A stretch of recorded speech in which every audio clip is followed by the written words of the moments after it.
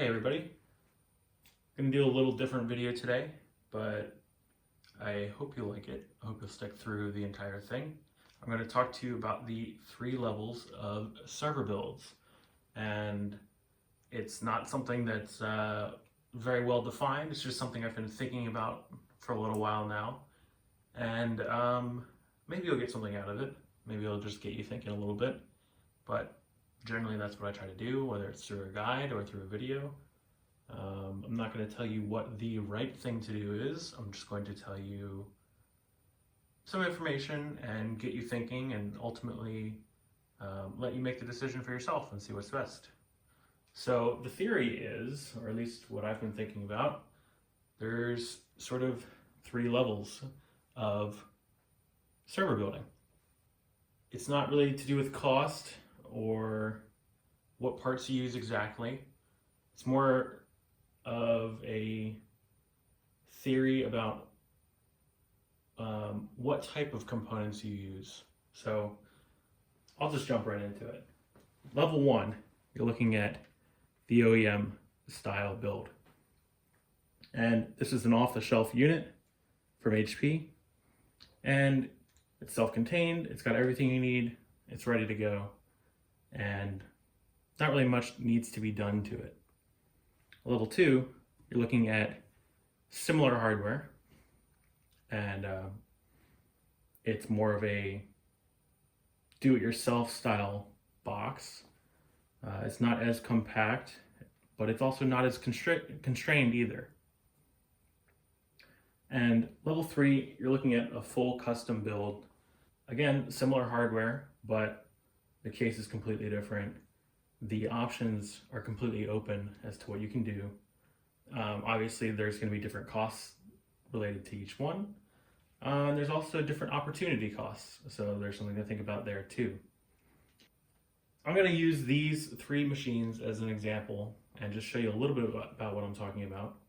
And hopefully I don't let this video drag on too long, because there's not really a whole lot to say, but maybe you'll just, use it to think about where you're going in the future with your build and your rack or whatever you have going on. So with an OEM box like this, it's very plain as to what you can do with it. There's a lot of documentation, but generally speaking, the options really aren't there. All of them have the exact same processor. All of them use the same type of RAM, DDR3, SODIMM, and they can all use mSATA SSDs. But in this little guy, you can see it's very small. So that's the first thing. It's very small, very thin, and you don't see a lot of room for expansion. And that's because there really isn't any. You do have a single PCI Express X16 on the inside. That's actually through an X8 bus, so you're limited there a little bit. And it's a low profile only, so that's something to consider. 4 DisplayPort, USB 2.0, and single Ethernet. That's kind of it. You can add there's no room to add a hard drive or anything like that. I'm just gonna pop this guy open real quick and show you what I mean. So you just pull this guy. This is an HP T730, by the way. It's not the 620 Plus. It's the slightly nicer one. So pull the side panel off. As you can see, I'm sorry for the bright lights, but it's very dark down here. Cooling fan, and there's a heatsink on the other side for the CPU. And then underneath here is the RAM. I've got a M.2 NVMe SSD installed here. And then there's a I guess this is an M.2 SATA SSD. So not a whole lot of room for storage, not a whole lot of room for expansion. Probably can't fit any real size video card in here. Obviously there's gonna be no power to that either, just the power that you get from the bus. So maybe like a Quadro P1000, P400, P600, 620, those will fit, but Quadro P2000 won't fit, even though that's only a 75 watt card with no additional power. It just physically does not fit.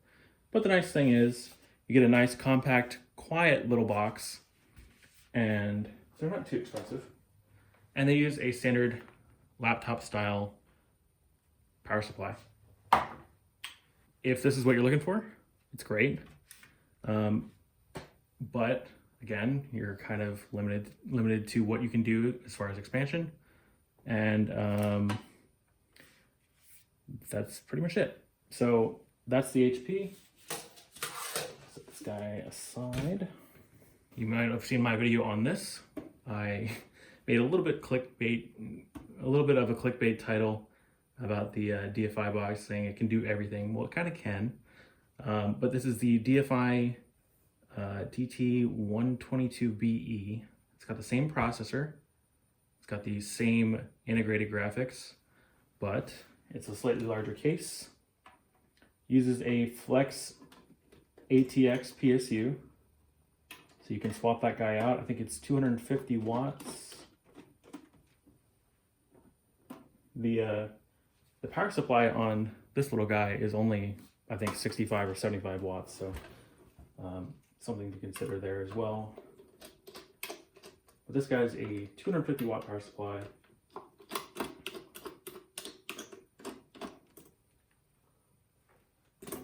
And the nice thing is that, you know, I didn't make this case or anything, but it does come with a little bit more options. And as far as options go, you have a full X16 PCI Express. That one looks like it's X16, but it's connected to an X8 on the board. This one's connected to a full X16 on the board. You have a regular style CPU heatsink, same 2 sticks of RAM if you want it, SATA SSD up here, and a lot more room to put a video card and or a video card or an expansion card if you want to do like an LSI or something like that. You can do that in there. The power supply has much more wattage available to plug in extra connectors for additional power if you want to do that. There's a double 2.5 or single 3.5. I just have this guy floating in here right now. It's just a solid state. Room for expansion on top of the onboard SSD. And then you can actually swap out the fans. So I've got 50 mil here. There's a 40 mil down here. It's kind of hard to see. But you can swap out the fans, make it a little quieter, do a little bit of customization to the level 2 style chassis. And there's a few things out there. Again, I'm just using these for examples. So this is not like a, you know, this applies to everything. But I would say that the Rosewell L4500, the 15 bay, would be a level 2. It's got good expansion. It fits standard components. And you can customize it quite a bit, but not entirely. And yeah, so the other thing about level 2, what I would consider level 2, we're using a standard mini ITX motherboard. This is all OEM custom, so something to consider there too. In level 3, it's just a little ridiculous. I took the same system that's in here, put it in this Geek, that's spelled with 3 E's, Geek A30. It's a very neat little case. It's all plexiglass, single sheet, and then it comes flat packed, and it's cool to assemble, but it kind of takes a little while. But the case is fully custom, so we're using off-the-shelf parts. Again, same motherboard as this guy here, same hardware, but everything is custom. And the benefit you get by going this route, A, you've built the case yourself, so you kind of know it in and out. You can plan a little further. If I wanted to do something more with this, I could get a bigger case. You can replace the fans. You have larger fans. Got two 80 mil on top. And on the back side, sorry if it's a little dirty, but on the back side we have a full X16 riser, which is a little bit nicer than the other solution because we have dual PCI expansion slots on the back. So I've actually fit a GTX 1060, a GTX 1070 mini will fit, 1080 mini will actually fit too. You might have to upgrade the power supply if you're gonna go to those options. You can actually fit solid states and hard drives in here if you want as well. You also get USB 3.0 on the front, where this guy doesn't have any front USB. So again, you're a little limited by this. This, you're basically limited by the hardware that you put in it. There's really no wrong way to go. For a price comparison, just to think about the pricing of all this, and maybe you can use it in relation to what you're doing, what you're building. T730s are about 150, let's say, just kind of average price, maybe a little less, maybe a little more. The DFI box, I mean, besides the ridiculous sale that we got them on, you'll probably see them around the $200 range. And then this setup, of course, you're gonna have to buy a DFI box. And then the case on top, you're looking at another $80 on top. So you're looking at $300, maybe. Let's just use that as a figure. And with that $300, you can add your own GPU, you can add more storage.